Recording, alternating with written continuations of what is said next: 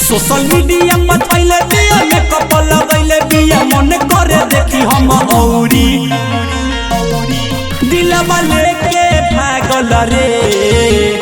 गोरे गोरे गाल पर चेहरा कमाल पर हम तो फिदा भइनी हिरनी के चाल पर। दिलवा लेके भागल रे इंस्टाग्राम वाली छौरी दिलवा लेके भागल रे इंस्टाग्राम वाली छौरी। सोशल मीडिया पर छैले बिया मेकअप लगैले बिया मन करे देखी हम औरी। सोशल मीडिया पर छैले बिया मेकअप लगैले बिया मन करे देखी हम औरी दिलवा लेके भागल रे इंस्टाग्राम वाली छौरी दिलवा लेके भागल रे इंस्टाग्राम वाली छौरी ले गई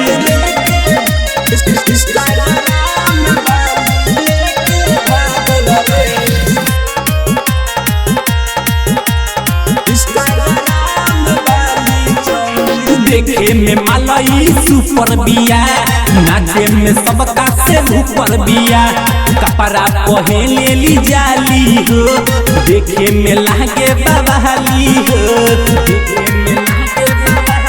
सुना देखे में मालई सुपर बिया नाचे में सबका से ऊपर बिया कपड़ा पहने ली जाली हो देखे में लागे बवाली हो। वो हमसे प्यार करे खूबे नैना चार करे तबे कहे बोले आई एम सॉरी।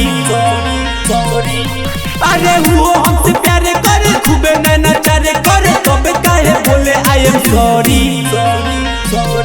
दिलवा लेके भागल रे पातर कमरिया बा छरहर बदनिया बा हो जाला मारे ओकर गजबे जवनिया बा। दिलवा लेके भागल रे इंस्टाग्राम वाली छौरी दिलवा लेके भागल रे इंस्टाग्राम वाली छौरी।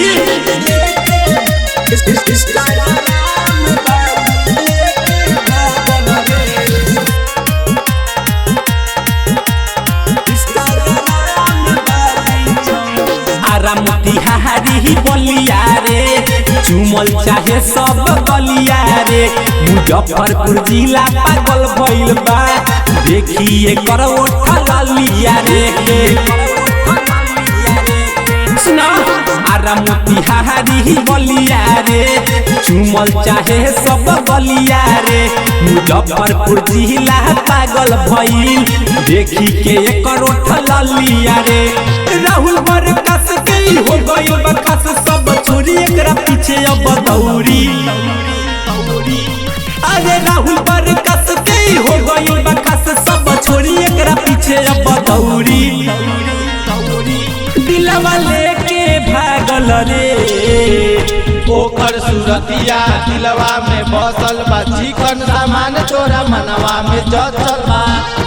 दिलवा लेके भागल रे इंस्टाग्राम वाली छौरी दिलवा लेके भागल रे इंस्टाग्राम